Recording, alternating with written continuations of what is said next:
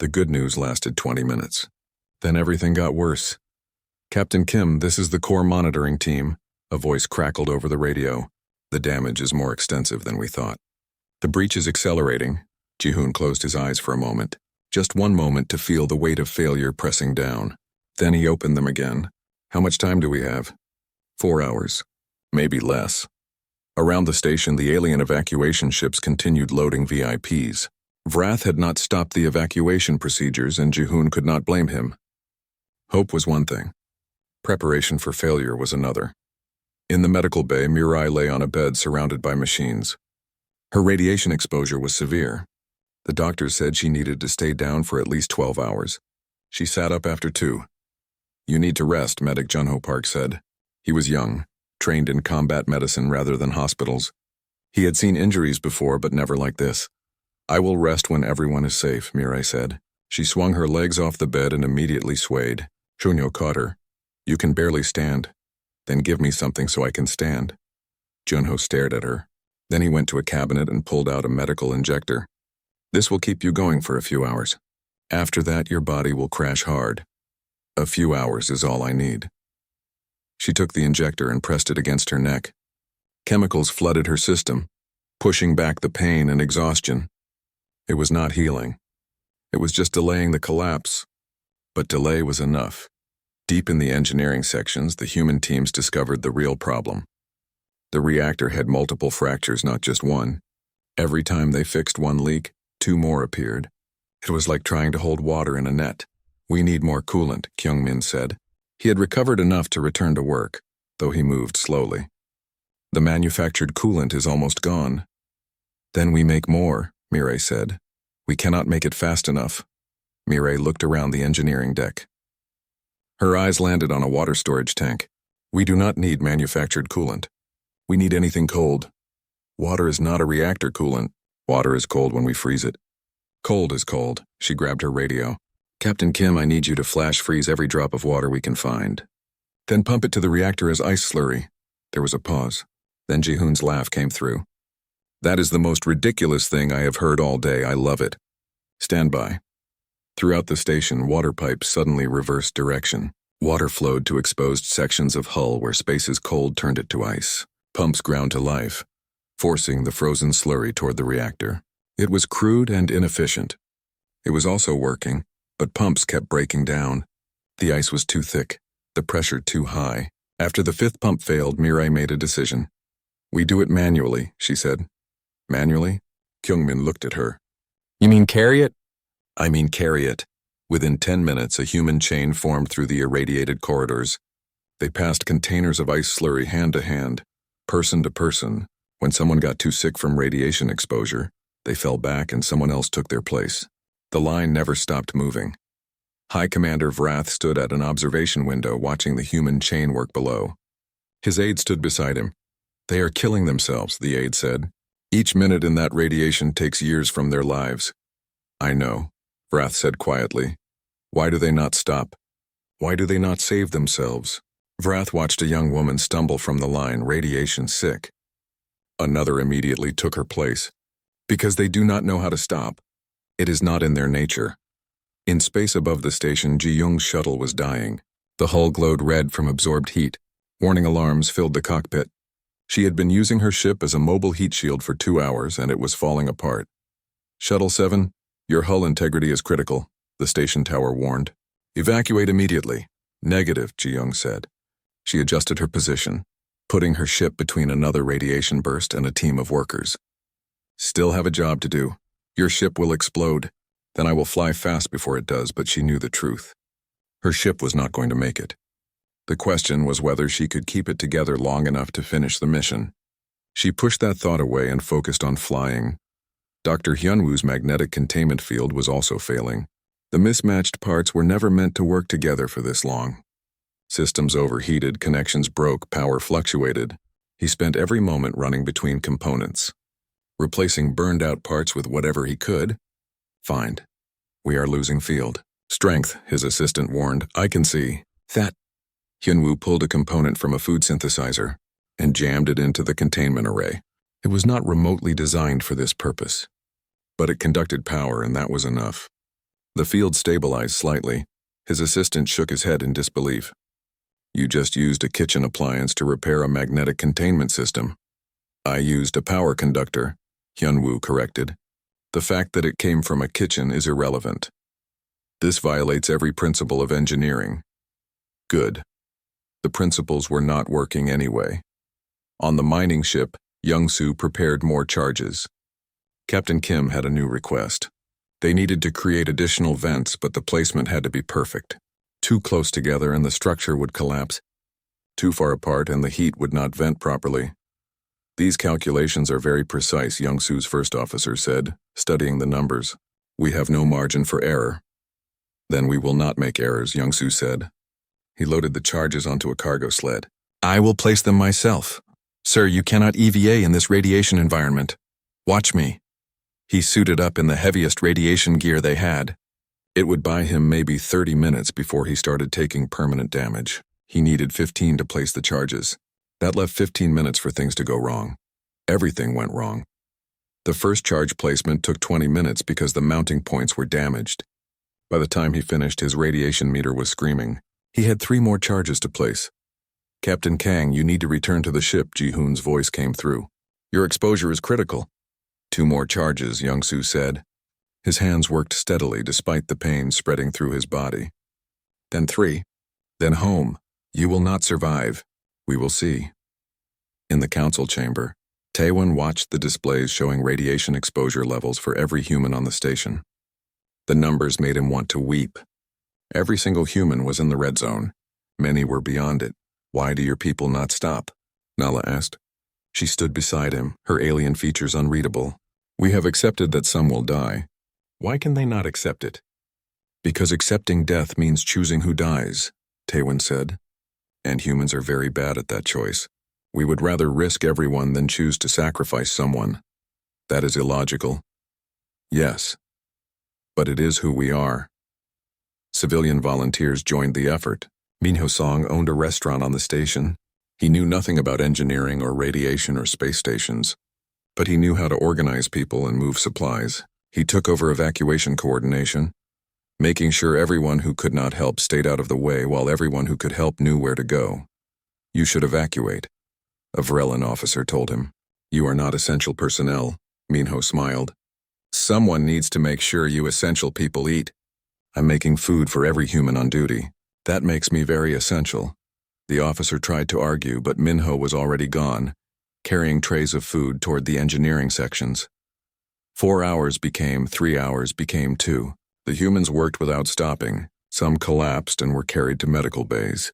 Others took medication that would damage their bodies later to keep working now. Nobody complained. Nobody asked for breaks. They simply worked. Mireille sat in front of a control panel, her hands moving across the controls in patterns that looked like chaos, but produced results. Beside her, Kyungmin monitored 12 different systems at once. Coolant flow is stable, he reported. Temperature is still too high, but it is not rising anymore. Not good enough, Mireille said. We need it to drop. If it just stays stable, the core will still breach. We have done everything we can. Then we do more. But what more could they do? They had rerouted every system, used every trick, pushed every machine past its limits. The station was held together with improvised repairs and desperate hope. Mireille looked at the readouts again. Then she saw it. A possibility. A terrible, dangerous possibility. I need to go back into the core, she said. No, Junho said immediately. He had been monitoring her vital signs. Your body cannot handle more radiation exposure. You will die. If I do not go, we all die. There must be another way. Mireille stood up. Her legs shook, but they held. If there was another way, we would have found it. I am going. She walked toward the reactor chamber. Behind her, Junho scrambled to find a better radiation suit, better medicine, anything that might help. But they both knew the truth. Sometimes the only way forward was through, regardless of the cost. Mireille sealed her helmet and stepped through the door. The reactor chamber welcomed her back like an old enemy. She had work to do, and not much time to do it. In space, Young-soo placed the last charge. His hands barely worked anymore. His vision swam. But the charge was set and it was positioned perfectly. Charge is ready, he whispered into his radio. Get back to your ship, Ji-hoon ordered. The military ship appeared on sensors like an answer to a prayer. Captain Daehyun commanded a frigate armed and armored for combat. His ship was fast, powerful, and had the best cooling systems in the human fleet. This is Captain O requesting permission to dock. His voice came over the station's communications. Granted, Ji-hoon replied immediately. What is your cargo? Military-grade thermal exchangers and a crew willing to use them. How willing? There was a pause. Then Daehyun said, I am prepared to use my ship as a heat sink if needed. If we dock directly against the breach point, the ship's hull can absorb significant thermal energy. In the council chamber, Vrath's eyes widened. That will destroy his ship. Yes, Taewon agreed, but it will save the station. His ship is worth millions. It represents years of construction time. His ship is metal and circuits, Taewon said quietly. The people on this station are alive. Humans know the difference. Daehyun's frigate maneuvered close to the station, so close that observers held their breath. The military vessel positioned itself precisely against the damaged section, metal touching metal. Immediately, temperature readings on the station started to drop as the ship absorbed heat like a massive radiator. Hull temperature rising rapidly, Daehyun's engineer reported. We can hold this position for maybe 40 minutes before critical damage. Then we hold for 40 minutes, Daehyun said. After that we will see. But 40 minutes was not enough. They needed hours. Ji-hoon stared at his displays, trying to find an answer that did not exist. Then his communications officer spoke. Captain, there is an incoming message. Text only. It says we can move the station. Move it. Move it where? Message says we rotate the station so the damaged section faces away from the sun. The sun's heat is making everything worse. If we turn away, we buy time. Ji-hoon pulled up the station's specifications. Nexus Point 7 was massive, not designed to rotate quickly. To move it would require multiple ships firing thrusters in perfect coordination, while attached to a damaged, unstable structure. One mistake and the station would tear itself apart. Who sent this message? Ji-hoon asked. Hana Ryu. She is on a communications ship. Get her on the line. Hana's voice came through clear and confident. Captain Kim, I have been running calculations. If we position 23 ships at specific points and fire thrusters in sequence, we can rotate the station 15 degrees. That will put the damaged section into shadow. 23 ships firing while docked to a damaged station. That is incredibly dangerous, yes sir. But I can coordinate it. I have the positions calculated and the firing sequences ready. Ji-hoon looked at his crew. They looked back at him with tired eyes but steady hands. No one objected. No one suggested it was too risky. Send the coordinates to all ships, Ji-hoon ordered. We move in 10 minutes. Ships scrambled into position. Cargo haulers, passenger vessels, military craft, research ships. They came from different governments, different corporations, different worlds, but they all followed Hana's instructions, positioning themselves with precision. In the council chamber, Nala pulled up a simulation of what the humans planned. She ran it 3 times, and each time the simulation showed the same result. Catastrophic structural failure. They will destroy the station, she said. The stress will tear it apart. Then why do they try?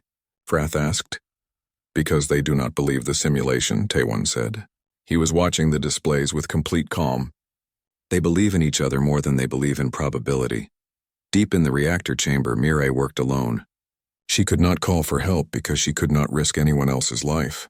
Her radiation suit alarms had stopped working entirely. Burned out from exposure, she worked by feel now, her hands following patterns learned over years of engineering. She found the problem. A coolant valve had failed, creating a bottleneck that limited flow. She could replace it, but she would need to shut down the coolant system for 90 seconds. 90 seconds without cooling, and the core temperature would spike dangerously.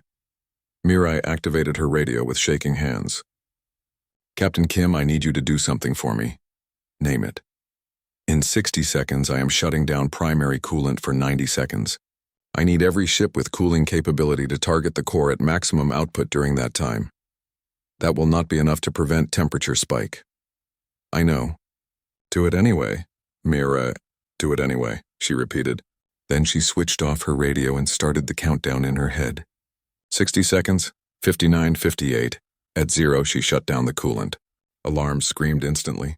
Temperature readings soared. She ignored them and worked on the valve, her hands moving faster than thought. Remove the broken valve. Install the new one. Seal the connections. Pressure test. Every second counted. Every second, the temperature climbed. Outside, every human ship with cooling capacity fired their systems at the core. It was like trying to cool a volcano with ice cubes. The temperature kept rising. 90 seconds felt like forever. On the 87th second, Mirai activated the coolant system again. Cold fluid flooded through the new valve, flowing properly for the first time in hours. Temperature readings hesitated, then began to drop. It worked. Kyungmin's voice came over the radio, filled with disbelief. The flow rate increased by 40%. How did you know?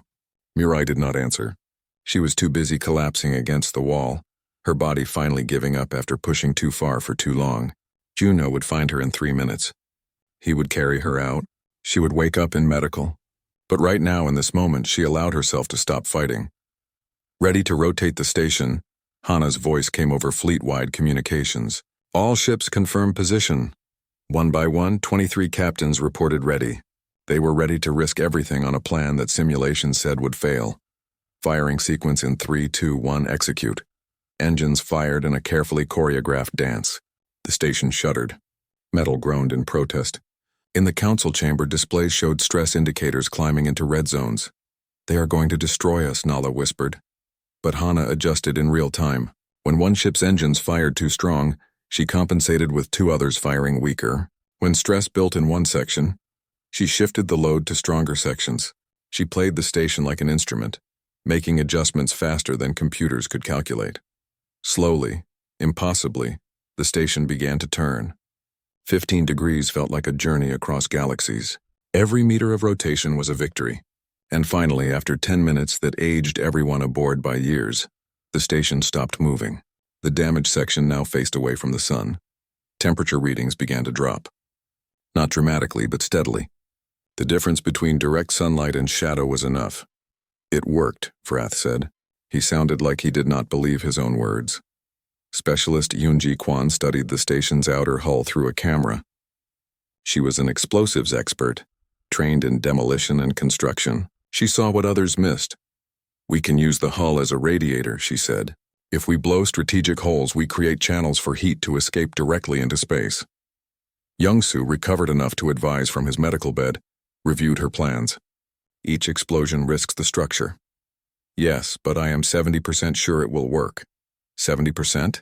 70% is passing, Yoonji said. And we need to pass this test. She suited up and went outside with her charges. Each explosive was carefully shaped, designed to create precise fractures. She placed them with the care of an artist, running calculations in her head. Then she returned to the ship. Charges ready, she reported. Detonate, Jihoon said. The explosions were small and controlled. Hull sections cracked in exact patterns, creating vents that turned portions of the outer hull into massive heat radiators. It should have been impossible to calculate so precisely, but Yoonji had learned something from working with humans. Sometimes you did not need perfect calculations. You just needed to be good enough and lucky enough. She was both. Heat began venting into space through the new channels. Core temperature dropped further. They were winning now, truly winning. But the victory was not complete. They still had 2 hours until the core would be considered stable. Throughout the station, humans continued working. Some could barely stand. Others worked from medical beds, directing operations through communication systems. Minho made sure everyone had food and water. Juno moved from patient to patient, keeping them alive long enough to finish their jobs. Council member Threx, an avian alien with bright feathers, stood watching the humans work. Her species were known as deep thinkers, philosophers who believed in careful planning and precise execution. I do not understand, she said to Taewon. How do they decide what to do? They seem to have no overall plan. They do not plan the way you plan, Taewon replied.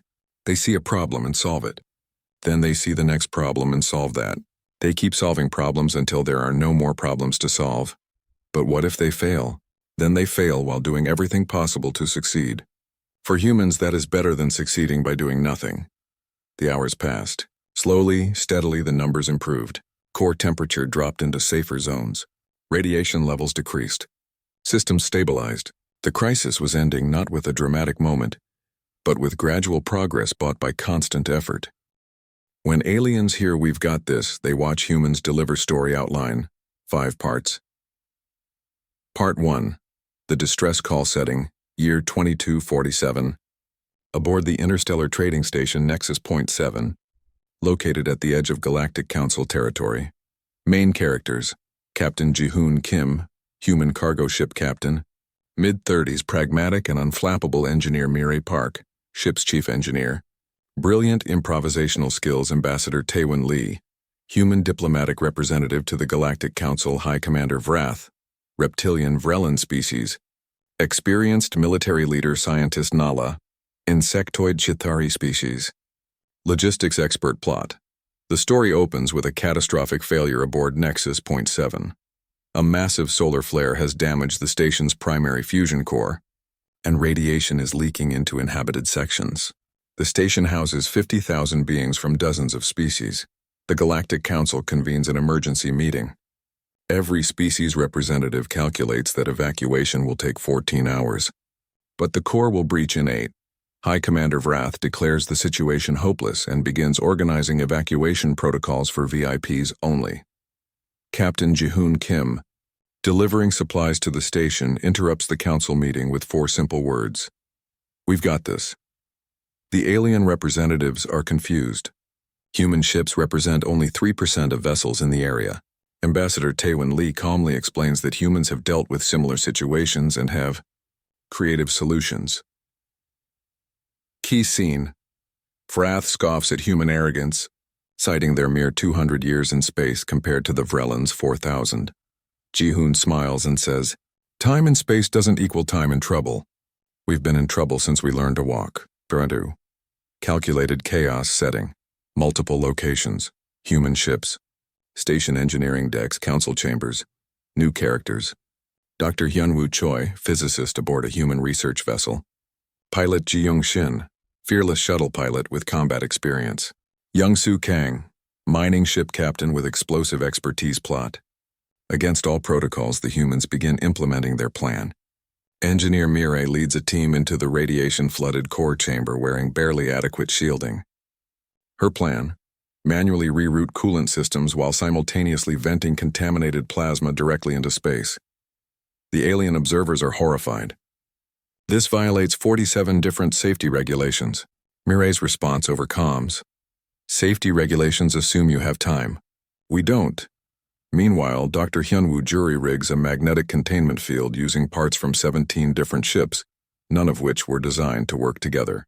When asked about compatibility protocols, he replies, "If it plugs in and doesn't explode immediately, it's compatible enough, Captain." Young-soo volunteers his mining ship's entire supply of shaped charges to blast a emergency heat vent through the station's outer hull, a procedure that could destabilize the entire structure. Key scene. High Commander Vrath watches humans running through corridors filled with radiation that would kill his species in minutes. A young human technician, Soman Bae, passes him carrying improvised coolant containers. She's humming. "Why are you singing?" he asks. She grins. "If I'm too scared to sing, I'm too scared to work." Part 3. Duct tape and determination setting. The critical middle hours.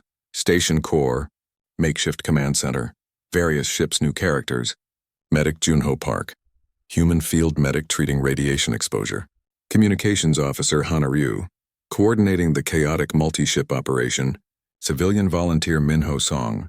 Restaurant owner who helps evacuate civilians plot. The situation deteriorates. The core breach accelerates. Mireille's team discovers the damage is worse than scans indicated. They need to cool the reactor faster, but the improvised systems can't handle the load. The aliens begin their VIP evacuation, certain the humans will fail. Ambassador Taewon, however, remains on the station. When Vrath offers him a spot on the escape ship, Taewon declines. "I don't leave until my people leave." The humans adapt. When manufactured coolant runs out, they begin flash freezing water from the station's reservoirs and pumping ice slurry directly into the core. When the pumps fail, they form a literal chain gang, passing coolant containers hand to hand through irradiated corridors. Dr. Hyunwoo's containment field begins failing. Instead of abandoning it, he recalibrates it to fail gradually, buying them precious minutes. Pilot Ji-young flies her shuttle within meters of the core breach, using the ship's hull as a heat shield to protect workers below. Key scene. Vrath contacts Jihoon. Your people are dying down there. Jihoon, exhausted and radiation sick himself. Everyone dies eventually. Better to die doing something impossible than live having tried nothing. A pause, then. Besides, we're not dying. We're too stubborn. Part 4. The impossible math setting. Final countdown. 4 hours remaining. Station core. Command center. And surrounding space new characters, Captain Daehyun. Oh, military vessel captain arriving with reinforcements. Specialist Yoonji Kwon. Demolitions expert working with Youngsu Council member Threx. Avian Kelthri species. Begins to understand humans' plot. The human reinforcements arrive. Captain Daehyun brings military-grade cooling systems and immediately offers to sacrifice his ship as a heat sink by docking directly against the breach point. Ships can be rebuilt, he tells his crew. People can't. The combined human fleet creates a solution no single species would attempt. They're physically repositioning the station, rotating it so the damaged section faces away from the sun, buying additional cooling time. The maneuver requires 23 ships to fire thrusters in perfect synchronization while attached to a damaged, unstable station. Coordination Officer Hana orchestrates this ballet of potential disaster with calm precision, making real-time adjustments as systems fail. Specialist Yoonji and Captain Youngsu use shaped charges to create controlled breaches, turning sections of the station into emergency radiators. Each explosion risks structural collapse. Yoonji's calculation method: I'm 70% sure this will work and 70% is passing. The alien species watch in stunned disbelief as the impossible plan actually begins working. Council member Threx studies the humans and realizes something profound. They don't calculate probability of success before attempting solutions. They attempt solutions until they succeed. Key scene. With 2 hours remaining, the core temperature finally stabilizes. In the command center, Engineer Mireille collapses from radiation exposure. As medics rush to her, she smiles. Temperature's holding. We've actually got this. Across the room, High Commander Vrath silently salutes her. Part 5. We've got this setting aftermath. Station recovery operations. Galactic Council chambers, human vessels characters. All major characters reconvene plot. The station is saved. 49,147 lives preserved out of 50,000. The human team suffers 34 casualties and 200+ injuries from radiation exposure. Every single human who entered the core chamber receives medical treatment for severe radiation poisoning. The Galactic Council convenes to understand what happened. Ambassador Taewon presents their findings. Humans succeeded not despite their recklessness but because of their adaptability. Other species calculate, plan, follow protocols.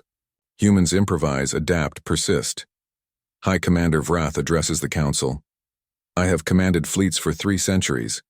I have never seen warriors like these, and they insist they are not warriors at all. He reveals that Vrellan military analysts calculated a 0.1003% probability of success. For the human plan, Captain Jihoon responds, You calculated the probability of the plan succeeding. We calculated the cost of not trying. Those are different equations. The Galactic Council officially commends the human rescue operation. More importantly, they begin restructuring their emergency response protocols to include human-style contingency planning, accepting higher risks when the alternative is certain catastrophe. The story concludes with Captain Jihoon preparing to depart the station. Vrath asks him, How did you know you would succeed? Jihoon considers, then smiles. We didn't. But somewhere between impossible and inevitable, there's a place where humans live. We call it good enough. Final scene. As the human ships depart Nexus Point 7, the station's main communications array broadcasts a message to all vessels, in all languages, thank you to the humans. When they said, We've got this, they meant it. We hope to never need them again. We are grateful they were here. Engineer Mireille, recovering in the medical bay, listens to the broadcast. Medic Junho asks if she's proud. She shakes her head. Pride comes after. Right now? Right now, I'm just glad we've got this. The alien species learn a fundamental truth about humanity. When humans say we've got this, they're not expressing confidence in victory. They're declaring their refusal to accept defeat. Themes. Human adaptability versus alien rigidity.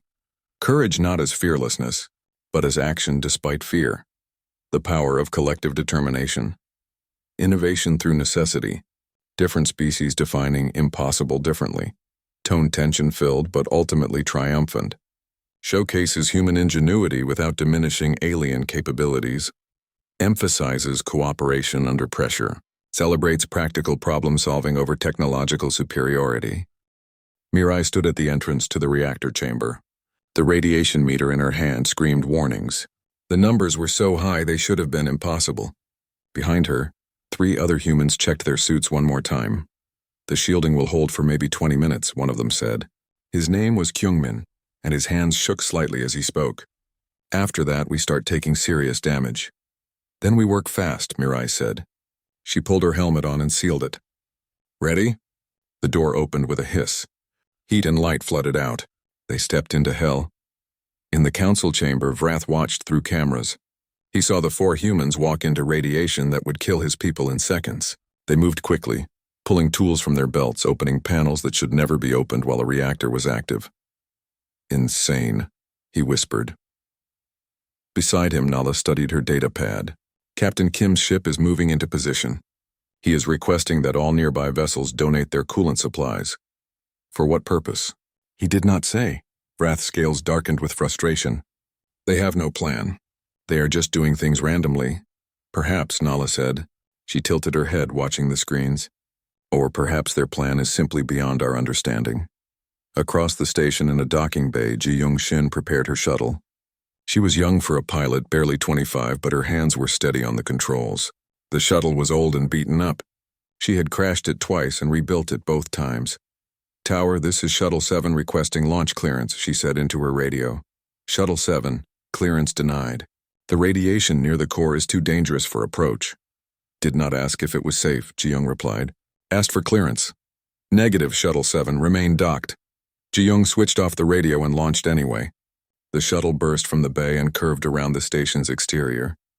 Behind her, the tower controller shouted into the radio, but she ignored it. She had a job to do.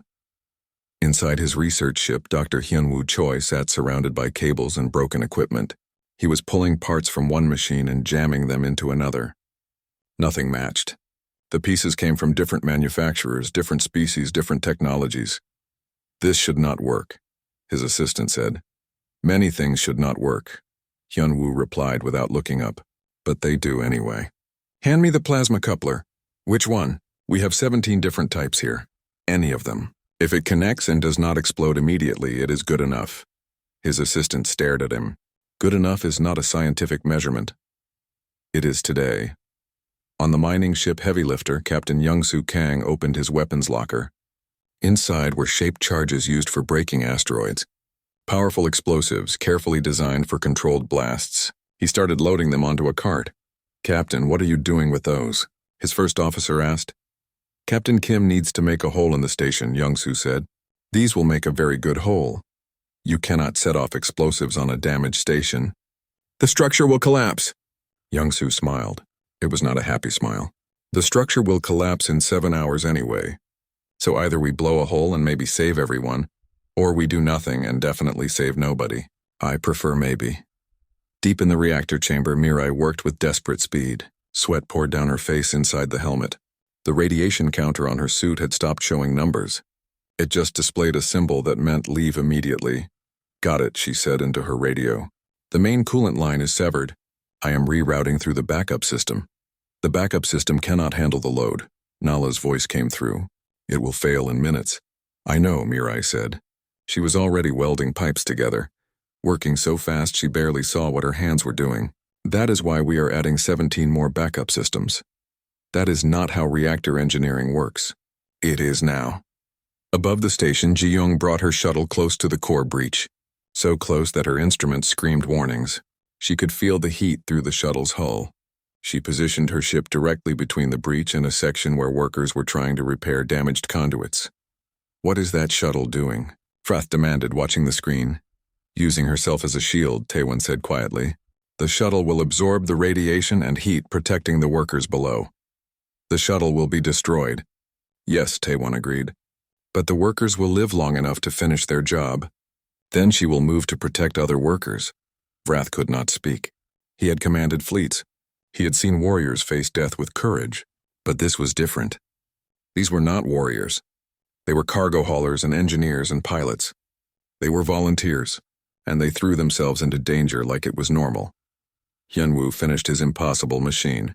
It looked like something built by a child, all mismatched parts and tangled wires. He pressed the activation button and held his breath. The machine hummed to life. Lights flickered. Something sparked, but it did not explode. On his monitor, a magnetic field formed around the reactor. It was weak and unstable, but it was there. "I need more power," Hyunwoo said into the radio. "Everyone reroute your ship's power to my coordinates." "All of it?" Someone asked. Did I stutter? "All of it. Life support, engines, weapons, everything. Reroute now." One by one, ships went dark as they fed their power to Hyunwoo's machine. The magnetic field grew stronger. It would not hold forever. But forever was not the goal. They just needed it to hold long enough. In the reactor chamber, Kyungmin collapsed. The radiation had overcome his suit's protection. Mirai dragged him toward the door while still welding with her other hand. "Keep going," Kyungmin gasped. "Do not stop for me." "We do not leave people behind," Mirai said. She kicked the door controls. It opened and she shoved him through. A medical team grabbed him and pulled him to safety. Mirai turned and went back into the reactor. 17 minutes, she said to herself. 3 minutes past the safe limit. Need to work faster. Her hands moved in a blur. She connected pipes that were never meant to connect. She rerouted systems in ways that would make any engineer scream. She broke every rule she had ever learned. And slowly, impossibly, it started working. High Commander Vrath watched a human technician run past him in the corridor. The young woman carried containers of coolant, each one heavy enough to slow her down. She was humming a song. "You there?" Vrath called. "Stop." The woman stopped. Her name tag said Summon Bay. She looked at the commander with curious eyes. "Why are you singing?" Vrath asked. "Do you not understand the danger?" Soman smiled. "I understand perfectly, Commander. But if I am too scared to sing, I am too scared to work. And if I'm too scared to work, people die. So I sing." She walked away, still humming. Vrath stood alone in the corridor, trying to understand what he had just heard. Young-soo positioned his charges against the station's outer hull. The plan was insane. They would blow a hole in the station to create an emergency heat vent. The explosion might destabilize the entire structure, but the heat had to go somewhere or the core would melt down. "Charges set," he reported. "Ready to detonate on your command." "Stand by," Ji-hoon said. He was coordinating everything from his ship, watching 20 different screens at once. "Hyunwoo, is your field ready?" "As ready as it will ever be." "Ji-young, move to safe distance. Moving now." "Mirai, how are we doing?" Mirai's voice came through, weak but determined. "Coolant is flowing. Pressure is dropping. We need the vent now." Ji-hoon took a deep breath. This was the moment. If Young-soo's charges blew wrong, the station would tear apart. If they blew right, they might actually survive. Young-soo lighted up. The explosion was beautiful and terrible. A section of the station's hull simply vanished, replaced by a bloom of fire and debris. For a moment, everyone held their breath, waiting for the station to collapse. It held. Superheated plasma vented into space through the new hole. Temperature readings started to drop. Not much, but enough. "It is working," Nala whispered, staring at her instruments. "They actually did it." "Not yet," Vrath said. "We still have 6 hours. Anything can go wrong." But something had changed in his voice. For the first time, it held a note of hope. Mirai stumbled out of the reactor chamber. She had been inside for 43 minutes, more than twice the safe limit. Her face was pale and blood leaked from her nose, but she was smiling. "Core is stable," she said. "For now." Then she collapsed. Medical teams rushed forward to catch her. Throughout the station, humans worked with frantic energy. They ignored safety rules, broke protocols, and did things that should have been impossible. And slowly, minute by minute, the impossible became possible. Ji-hoon looked at his screens. The numbers were better. Not good, but better. They were winning. "All ships, this is Captain Kim," he broadcast. "Phase 1 complete. Now we move to Phase 2. Nobody asked what Phase 2 was. They would figure it out as they went. That was the human way. The station's alarms fell silent one by one. After 8 hours of screaming warnings, the quiet felt strange. People moved through corridors in a daze, hardly believing they were still alive. Ji-hoon stood on his ship's bridge, staring at the displays. Green indicators showed where red had been. The core was stable. The radiation was contained. They had done it. "Captain, the station commander is requesting permission to come aboard," his communications officer said. "Granted." High Commander Vrath arrived 10 minutes later. He looked different somehow. The proud bearing was still there, but something in his eyes had changed. He stood before Ji-hoon and slowly brought his clawed hand to his chest in a Vrellan salute. "I owe you an apology," Vrath said. "I called you arrogant. I called your plan impossible." "I was wrong." "You were not wrong," Ji-hoon replied. "It was impossible. We just did it anyway. How many did you lose?" The question hung in the air. Ji-hoon had been avoiding looking at the casualty reports. Now he pulled them up. His hands were steady as he read the numbers. 34 dead, he said quietly. 217 injured, most from radiation exposure. Every single person who entered the core chamber will have health problems for the rest of their lives. And yet you say you succeeded? 50,000 people are alive who would be dead. Yes, we succeeded. But success has a cost. It always does. Vrath was silent for a long moment. Then he said, "I have commanded fleets for 3 centuries. I have seen warriors face death with courage, but your people are not warriors." "No," Ji-hoon agreed. "We are cargo haulers and engineers and cooks. We just did what needed to be done." "That is what I do not understand. You knew the cost. You knew many would die or be injured. Yet you all volunteered. Why?" Ji-hoon thought about the question. He thought about Mireille collapsing in the reactor chamber, about Ji-young flying her dying shuttle to protect workers, about the human chain passing coolant through radiation, about ordinary people doing impossible things because someone had to, he said finally, and we were there. In the medical bay, Junho moved between beds filled with injured humans. The radiation sickness was terrible. Some would recover fully. Others would carry the scars forever. But they were alive, and that counted for something. Mireille opened her eyes as he passed. "Status?" she asked. Her voice was rough. "Station saved, core stable, and you need to stop trying to sit up," Junho said, gently pushing her back down. "Did everyone make it?" Hunho's expression told her the answer before he spoke. "No, not everyone." Mireille closed her eyes. She had known there would be casualties. Knowing did not make it hurt less. "Their names?" Junho gave her the list. 34 people who had volunteered to save strangers. 34 people who would never go home. She memorized every name, promising herself she would remember them. The Galactic Council convened 3 days later. The chamber was full. Representatives from dozens of species wanted to understand what had happened. How had a handful of human ships succeeded, where the Council's finest engineers had failed? Ambassador Taewon stood to address the Council. He looked tired. Everyone looked tired. "Members of the Council, you have requested a report on the rescue operation at Nexus Point 7. The technical details are in the documents we have provided. But I know that is not what you truly want to understand. You want to know how we succeeded." He paused, looking around the chamber. "We succeeded because we refused to accept failure. When you calculated the probability of success at 0.003%, you stopped trying. Humans do not work that way. We do not calculate probability before we act. We act, and then we make success happen through effort and sacrifice." "Surely you calculated something," Nala said. "You must have had a plan." "We had many plans," Taewon replied. "We changed them constantly as situations changed. Our planning process is different from yours. You plan to avoid failure. We plan to enable improvisation." High Commander Vrath stood.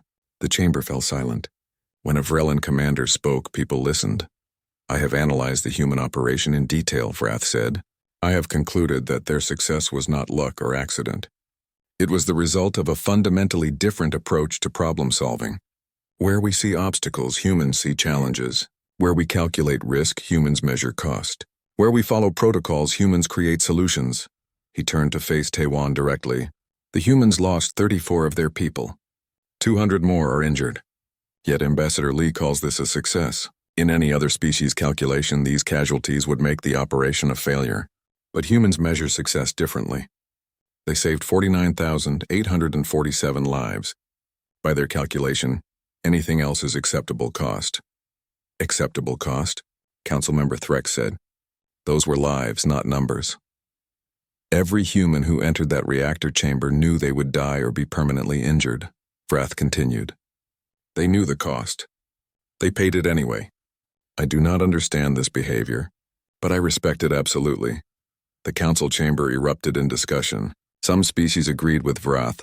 Others argued that human methods were too dangerous, too unpredictable.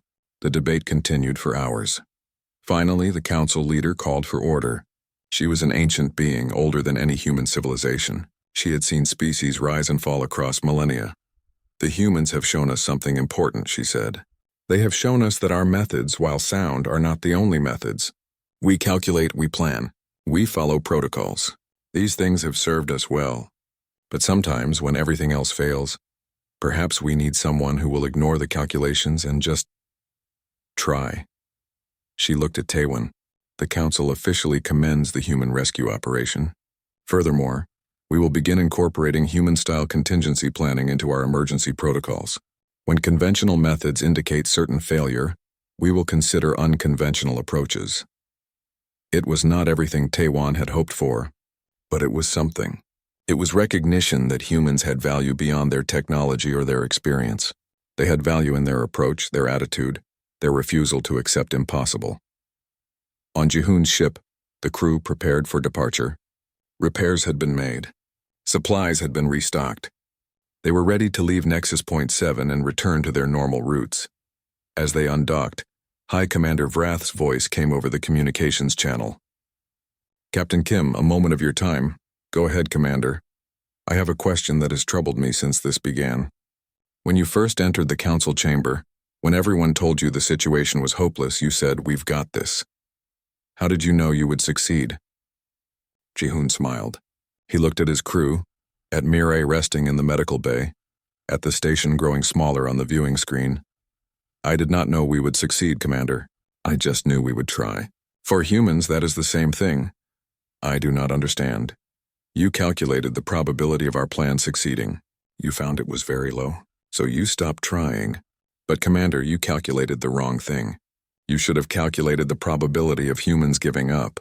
That probability is 0. You truly believe you never give up? Not never, Jihoon said. We give up when we succeed or when we die. Not before. There was a long pause. Then Vrath said, I hope to never need your people's help again, Captain Kim, but I am grateful you were here when we did. Safe travels. Safe travels, Commander. The ship turned away from the station and engaged its engines. Behind them, Nexus Point 7 continued its rotation, alive and functional. 50,000 beings went about their lives, probably not thinking about how close they had come to death. In the crew quarters, Ji-young sat with her destroyed shuttle on the repair bay's display. The insurance company had already declared it a total loss. She felt sad looking at it, but not regretful. Ships could be replaced. People could not. Kyung-min stopped by the medical bay to visit the injured. Many would be there for weeks. Some would need years of treatment. But they smiled when they saw him. They had stories now. Stories about the day they saved a station. Stories they would tell for the rest of their lives. Dr. Hyunwoo disassembled his impossible machine. The mismatched parts went back to their various ships. He documented everything he had done, writing notes that future engineers would read with disbelief. He did not care if they believed. It had worked. That was all that mattered. Minho returned to his restaurant. The place needed cleaning after being abandoned during the crisis. He hummed while he worked, the same tune Soman had hummed while carrying coolant through radiation. It was a human song, old and simple. The words talked about overcoming obstacles, about refusing to give up, about having faith in tomorrow. Ambassador Taewon returned to his office. He sat down at his desk and began writing. Letters to 34 families. Letters that would try to explain why their loved ones had died saving strangers. Letters that would probably fail to ease the pain but had to be written anyway. Each letter ended the same way. Your loved one was given an impossible task. They succeeded. That is what humans do. We take impossible tasks and make them possible through courage and sacrifice. Your loved one embodied the best of what humanity can be. We honor their memory. We will not forget.